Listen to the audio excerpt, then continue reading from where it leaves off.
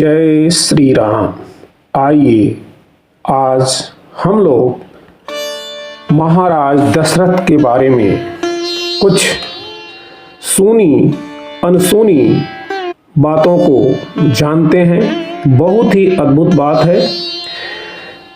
राजा दशरथ के बारे में प्रसिद्ध भी है कि जियन मरण फलो दशरथ पावा, जियन मरण फलो दशरथ पावा।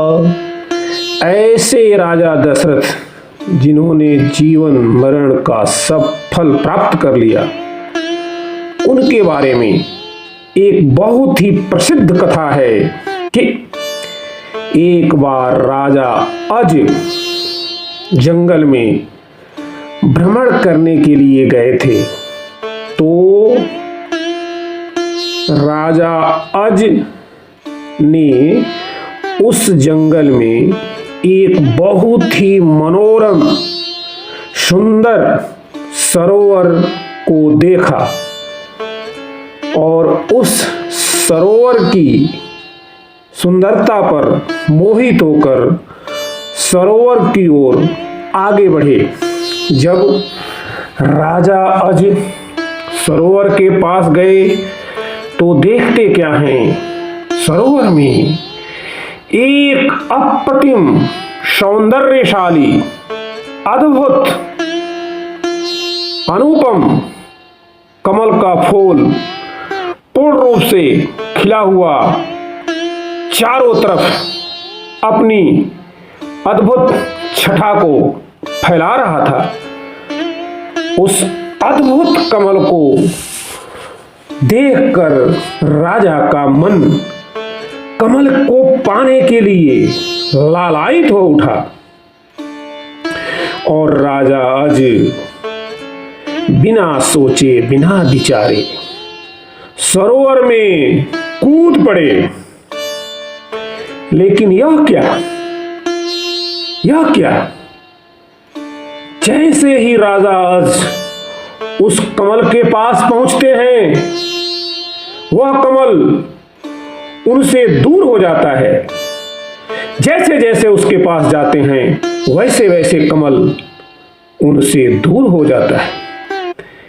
बार बार प्रयास करने के बाद भी, पूरे तालाब को छान मारने के बाद भी राजा अज ने उस कमल को प्राप्त नहीं किया।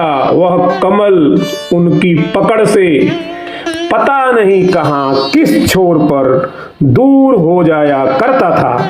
राजा अज थक हार कर परेशान चिंतातुर हो उठे। ठीक उसी समय आकाशवाणी होती है, हे राजन, आप निसंतान हैं, आप इस कमल के योग्य नहीं हैं। इस भविष्यवाणी ने तो राजा अज के हृदय पर मानो वज्राघात ही कर दिया हो। राजा अज का हृदय चूर चूर हो गया हो। दुखी, परेशान, हतोत्साहित राजा अज राजमहल में लौट आए, स्वाभाविक चिंताग्रस्त और परेशान। राजा एकदम उलझन में पड़े हुए थे। अब उन्हें संतान नहीं थी, इस बात का बहुत ही दुख होने लगा। राजा अज आशुतोष भगवान शिव के परम अद्भुत अप्रतिम भक्त थे। भगवान शिव ने जब ने अपने भक्त की इस हालत को देखा तो भगवान शिव भी चिंतित हो गए और भगवान शिव ने धर्मराज को बुलाया और कहा, तुम मेरे भक्त के पास जाओ। नहीं तुम जा सकते हो तो इसी क्षण किसी ब्राह्मण को अयोध्या नगरी भेजो, जिससे हमारे भक्त राजा अज को संतान की प्राप्ति हो सके, संतान के प्राप्ति के आसार हो सके। अब महादेव का आदेश, धर्मराज ने तुरंत दूर पार एक गरीब ब्राह्मण और ब्राह्मणी को सरयू नदी के किनारे भेजा और ये दोनों गरीब ब्राह्मण और ब्राह्मणी सरयू नदी के किनारे कुटिया बनाकर रहने लगे। कुछ दिनों बाद वही ब्राह्मण राजा अज के दरबार में प्रकट हुए और ब्राह्मण देव ने अपनी दुर्दशा का जिक्र किया, अपनी परेशानियों को बताया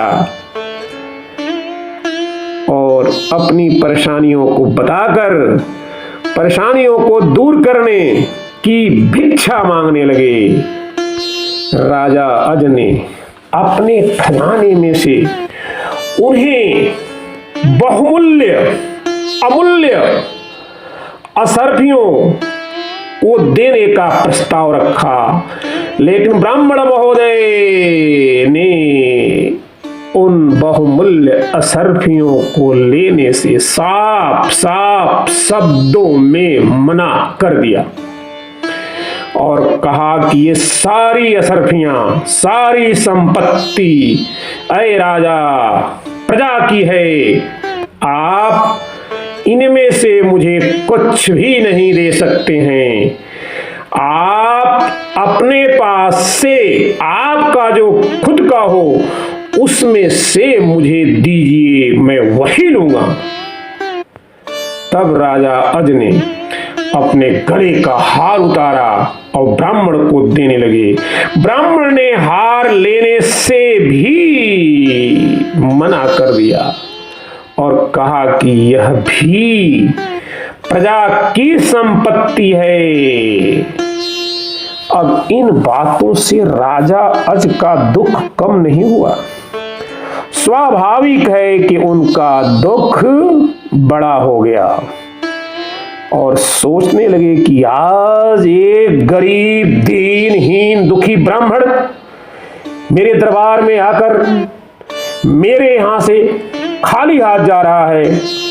यह सोचकर परेशान हो उठे और राजा अज ने शाम को स्वयं एक गरीब परेशान मजदूर का रूप धारण कराकर स्वयं मजदूर बनकर नगर से बाहर निकले और इस ब्राह्मण के बारे में पता लगाने लगे।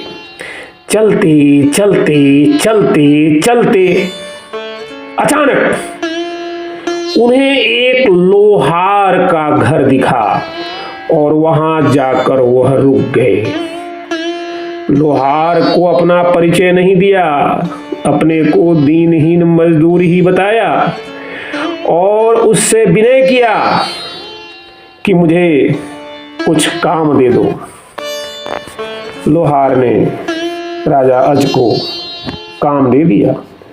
राजा अज पूरी लगन से रात भर हथौड़ा लेकर लोहे का काम करना प्रारंभ किया। रात भर काम किया। जब सुबह हुआ तो उस लोहार ने उनको मजदूरी के बदले उस जमाने का कुछ रुपया पैसा टका दे दिया। अब राजा अज अपने परिश्रम से कमाए हुए, खुद के कमाए हुए टका रुपये को लेकर मां सरयू नदी के किनारे रहने वाले उस ब्राह्मण के घर पहुंचते हैं, लेकिन वहां ब्राह्मण तो था ही नहीं। अब ब्राह्मण नहीं था, ब्राह्मणी थी। राजा ने वह अपना परिश्रम से कमाया हुआ रुपया ब्राह्मणी को दे दिया और कहा कि आप इसे ब्राह्मण देवता को दे देना। जब ब्राह्मण महोदय आए तो ब्राह्मणी ने वह 1 टका ब्राह्मण को देते हुए पूरी बात बताई। जैसे ही ब्राह्मणी ने उस 1 टके को ब्राह्मण के हाथ पर रखा, ब्राह्मण ने उस टके को जमीन पर फेंक दिया। ठीक उसी समय अद्भुत आश्चर्यजनक घटना हुई। ब्राह्मण ने जहां टका फेंका था वहां गड्ढा हो गया। ब्राह्मण ने उस गड्ढे को और खोदा और खोदा और खोदा, तो उसमें से सोने का एक रथ निकला और वह रथ निकलते ही आसमान में उड़कर चला गया। इसके पश्चात ब्राह्मण ने और खोदा तो दूसरा सोने का हे स्वर्ण का चमचमाता हुआ रथ निकला, और निकला क्या, निकलते ही तीव्र गति से आसमान की ओर उड़ चला। इसी प्रकार ब्राह्मण खोदता गया, एक एक करके सोने के रथ निकलते गए। 9 सोने के रथ निकले और आसमान की तरफ चले गए।